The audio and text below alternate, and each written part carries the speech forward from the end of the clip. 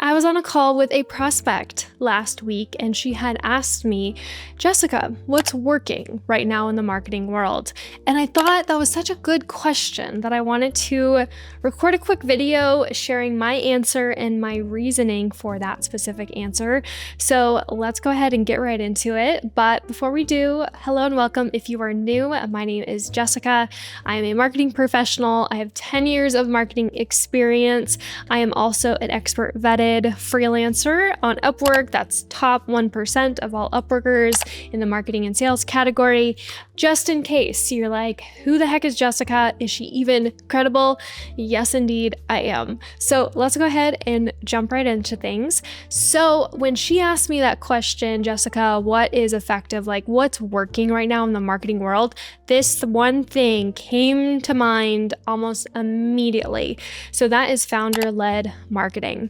So this is kind of self-explanatory, but I see this strategy working so well, both on the B2B side and on the B2C side. And I have two specific brands in mind that are killing it on both sides. So founder-led marketing is pretty self-explanatory. It's basically where the founder is the face of the brand. So it is their face in all marketing materials. So that could be video content, social media content, email marketing content, pretty much anything public facing from a marketing perspective.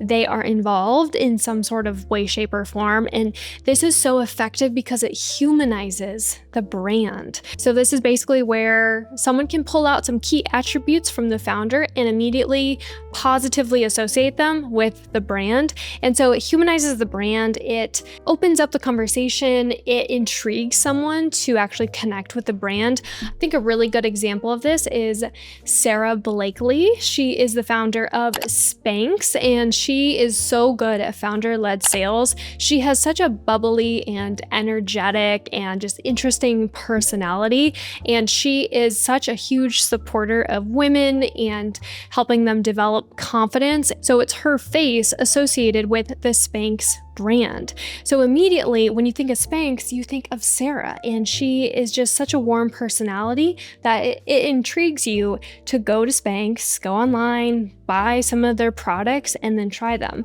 Another example of this is Alex Hormozi. He is a very successful entrepreneur, and in all of his interviews and all of his content, he always shares his company's name, acquisition.com. He wears hats in podcast interviews and shirts with the brand name. He is always throwing out that name. So every single piece of content, it's repetition. So you're like, whew, what is acquisition.com? Like, I want to know about that because I really like the value that Alex Hormozi is putting out there. I'm intrigued by that. So that's a really powerful way, because if you just went online and maybe you got a Facebook ad or whatever, and it's just this like corporate feeling company called acquisition.com, you're like, what do they do? I don't know if I'm really intrigued. But then when you leverage Alex Hormozi's personal brand, his content, what he stands for, suddenly it like kind of opens up the door. Like you're intrigued. You want to learn a little bit more about acquisition.com. And most importantly, you are pulling out key attributes that Alex portrays in his content with the brand. So it's very, very smart. So I just shared obviously a B2B example with Alex Hormozi and acquisition.com, and then I shared a B2C example with Sara Blakely of Spanx. I have another B2C example, and this is one of my all-time favorite social media brands called Eat Dough, and they're like this amazing all-natural organic cookie dough brand that I am obsessed with. They not only have amazing cookie dough, so if you have a sweet tooth, definitely go check it out, but they do social media so well. They're fun, they're unique, they're not afraid to push the envelope. But the founder, I can't remember her name. Oh my gosh, I'm blanking on her name, but the founder, she's very, very prominent in all of their social media content, and they just leverage her. And it just helps connect the dots. Like, it just helps you feel more connected to the brand. And I love that. So if you are a founder and you're comfortable and willing, maybe some coaching here and there, whatever you need to be the face of the brand, this works so incredibly well. So I would definitely challenge you to lean into that as much as possible. And, I understand as a founder, like sometimes you might not be comfortable on video.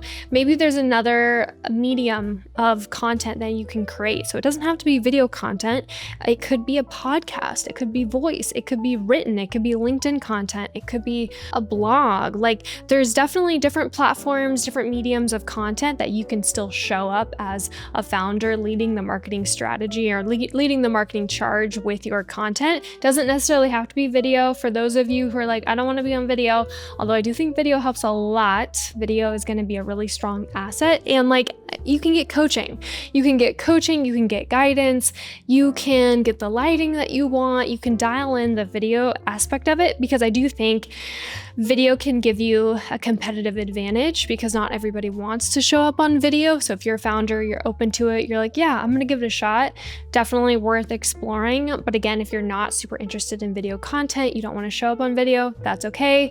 You can explore like podcasting, like voice content, if that's what you call it, even written content. So if you want to show up, blogs or email marketing or even just other forms of written content, you can definitely explore that. So there's a lot of options when it comes to actually implementing a founder-led marketing strategy. Well, that was my answer. And I 100% believe in founder-led marketing. It's something that I've seen companies from the outside have a lot of success, but it's also clients that I'm currently working with right now. And we're implementing a founder-led marketing strategy and it's working. So it's really, really effective when done right. So hopefully you guys thought that was helpful. Let me know if you have any questions or you want to learn more about what a founder-led marketing strategy could look like. Definitely feel free to send me a message, leave me a comment, and I will see you in the next one.